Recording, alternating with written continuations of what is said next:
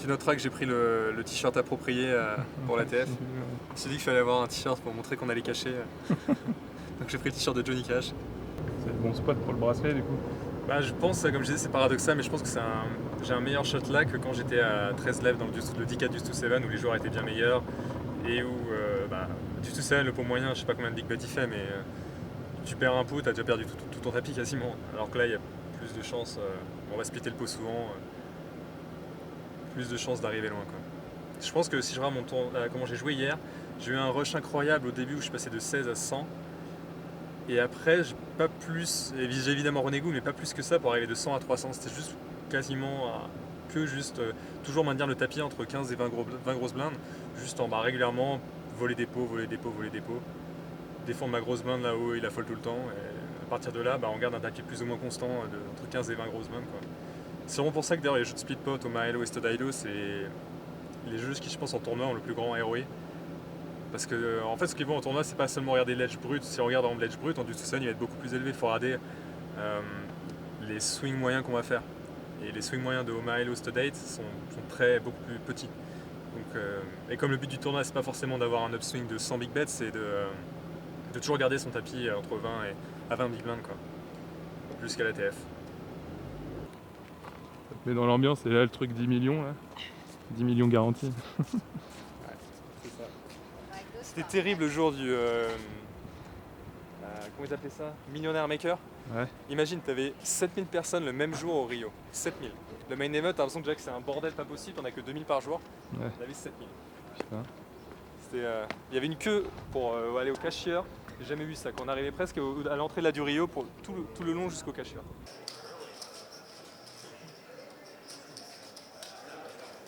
J'ai jamais 10 points de tournoi live quasiment, donc ouais, c'est assez extraordinaire. Au-delà de l'argent, c'est ce feeling d'instant tension que j'ai jamais retrouvé dans le cash game online. Donc ouais, rien que pour ça, c'est vrai que je comprends les gens qui sont un peu addicts au tournoi live, ça crée des émotions. Et je dis ça, je suis même pas encore vraiment dit. Et je sens déjà qu'il y a une bonne tension et un bon feeling. Donc j'imagine qu'à la TS, si j'arrive en TS, ce sera assez incroyable. Ouais, parce qu'en fait, t'as jamais fait de TF quand même. En live, non, jamais fait de TF. J'étais presque à la TF dans le DK Deuce où j'ai fini 7-8. Pas loin, mais bon, là il y a de bonnes chances. Non, ça va, j'ai un bon rythme, j'arrive à buster 1 voire 2 tournois par jour, donc je suis assez content, je devrais pouvoir réussir à caser 30 tournois à ce rythme-là. Ouais, je suis à 0 sur 9, ouais. 0 sur 9? Ouais, j'en ai joué 9 déjà, j'ai pas fait même pas un day 2. Alex m'a dit que t'avais une bonne stratégie, c'est que tu bustais vite quoi. Ouais, c'est pour pouvoir enchaîner les tournois, comme ça je peux dire que j'en ai joué plein, genre le vrai pro de tournoi. Au moins je buste vite, au moins c'est pas tiltant, je fais pas des faux day 2, short stack ou machin. Au moins là, quand tu bustes très vite aussi, je peux aller jouer un peu au Bellagio, là je joue au Bellagio toute la nuit, j'ai fini à 5h du mat. J'ai repris en cash tout ce que j'ai perdu en buy-in en tournoi pour l'instant, donc je dois être à moins 40 en tournoi, plus 30 en cash quoi. Donc, ça se passe pas trop mal, mais bon, c'est juste standard quoi, en fait, ça fait 5 ans que c'est pareil. Je gagne en cash et je redonne en tournoi. Et ça va, comment tu vis le fait qu'Alex il a l'air de plus run good que toi, on dirait? Je suis content, ouais, en plus on a un bon swap donc, donc je vais pas être jaloux. Hein.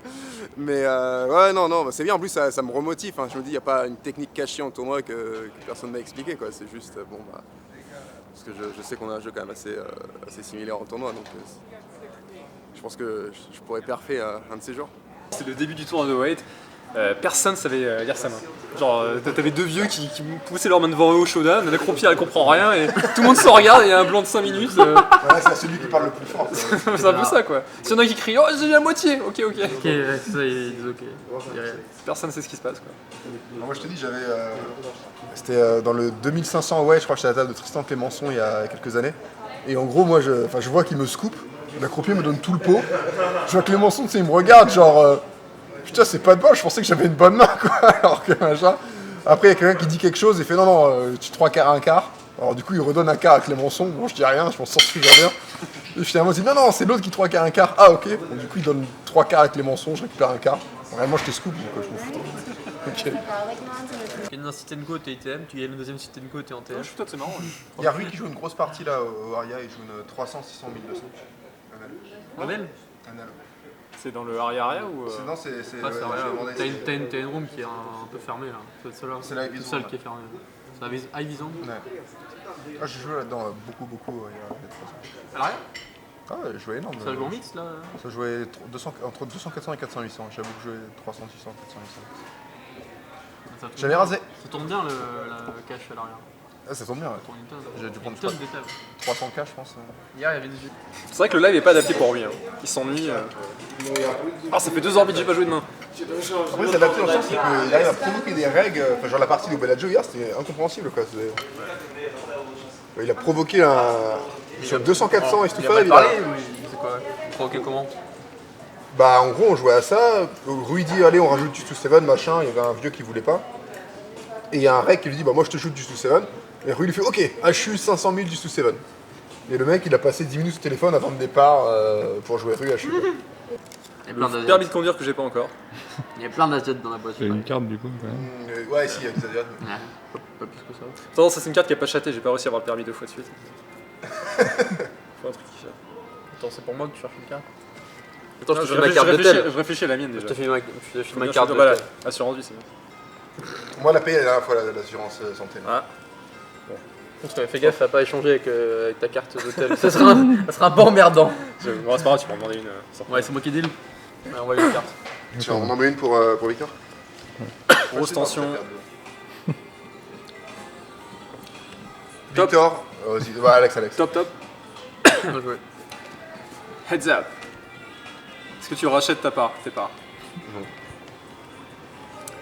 Bon, je dis tout. C'est droite ou gauche ou haut et bas? Ouais, bah. Top pay. Ah, forcément M-Life. C'est pas bon signe ça, hein? Avec son Luno Pay. Are you guys all done over Je here? déchatte les frais, Yeah, freeway. we all done. Can we get the bill, please? I don't know if I'm coming in the way. Yeah, you No. can figure out How which can one we we know are. we're up against you? We don't even know when it's you, when it's not you, when...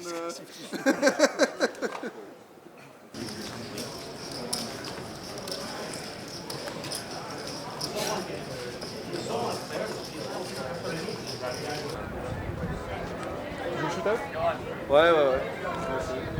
Je me perds dans le no limite un peu. Ah ouais, ça fait longtemps un peu là. Le shootout c'est cool quand même. Le shootout c'est cool, c'est pour ça que je le joue, tu finis chanteur. Je suis entendu, c'est ça tout ça. C'est avec Anté ce tournoi. Ah ouais, il y a des antennes, mais pas besoin de chaud.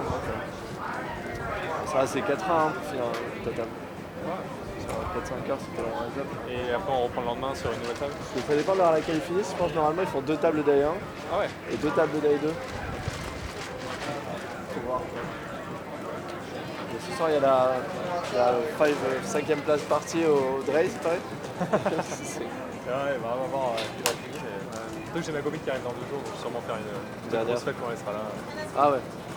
Une dernière fête sans elle, c'est pas bien. En fait, déjà, quoi. Et du coup, est-ce que tu fais partie du fameux club des bons joueurs qui ont jamais de bracelet quoi, genre Il est pas grand ce club, hein, parce que ils ont quasiment tous un dans les 10K. Il n'y a pas beaucoup de tables où il y a des joueurs qui n'ont pas de bracelet, je crois. Ouais, forcément. Après, j'ai pas joué beaucoup de tournois dans ma vie en mixte, hein, donc normal que j'en ai pas. Hein. Bah, bon, ça devrait venir, comme je dis. En tant que joueur de Miss Game, la proba de gagner un bracelet est quand même forcément très élevée. Quoi. Sur des fils de 100 joueurs, il y a 8 tournois à 10K avec des fils quasiment de 100 joueurs. Juste ça, même si t'es un fiche, t'as déjà une chance décente si tu joues tous les ans d'avoir un bracelet.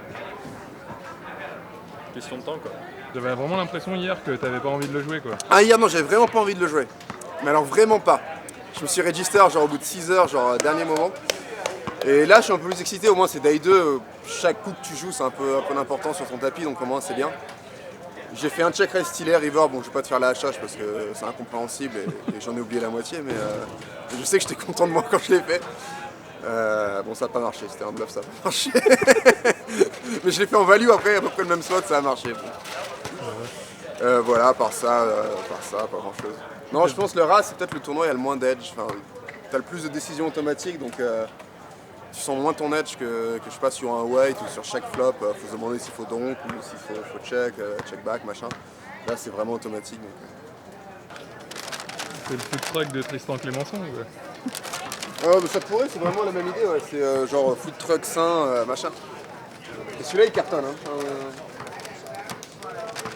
Mais il est secret un peu, il est caché quoi. Ah, il est caché, après ils livrent à table. Et ils ont une stratégie marketing, ils mettent des meufs en truc un peu moulant qui marchent dans les allées. Donc à chaque fois tout le monde demande mais c'est qui elle? Ah c'est la livreuse de All American Dave. Ah. Ça marche, hein. C'est une table de poker où tu te fais chier en rase, où t'as 8 mecs, je te promets que le seul sujet de conversation, quand il y a une meuf bien qui passe, tout le monde parle de la meuf pendant 5 minutes.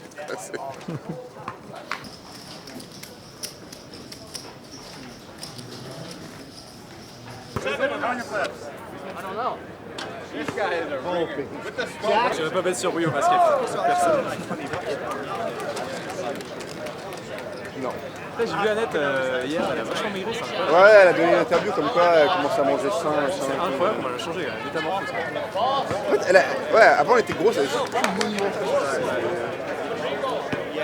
Annette, désolé, hein, mais bon. Il fallait faire attention un peu aussi, quoi. Je me suis fait free roller, perdu 5 bêtes aussi, 5 bêtes mid-turn. On a tous les deux wheel avec tous les deux un redraw et il a touché son redraw. C'est pas beau, ça, par contre. Je vais les mains inter- Ah, le stun c'est bien. C'est marrant le stun en 6 max. Au moins, t'as toujours quelque chose. T'as pas le côté Titon du stun où t'as rien. Et... Le stun il y a une stratégie quand tu joues à short and lead ou à shit. Personne n'a rien. Et si t'as vraiment rien, il faut call la 5ème et il y a un bug sur PS que tu fais backdoor de paire. Si t'as vraiment rien. Par contre, si t'as une espèce de gutshot et tout, souvent tu briques. Mais si t'as le vrai rien, backdoor de paire.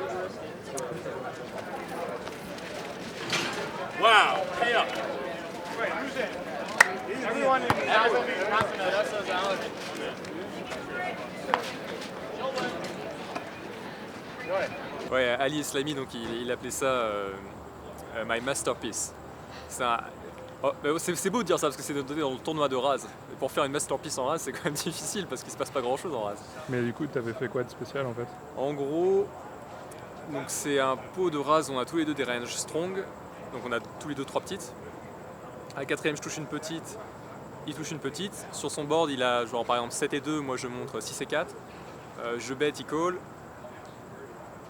5ème, je touche une autre petite, il touche une petite. Donc mon board, ça va être par exemple 6, 4, 2, son board c'est 7, 2, 3.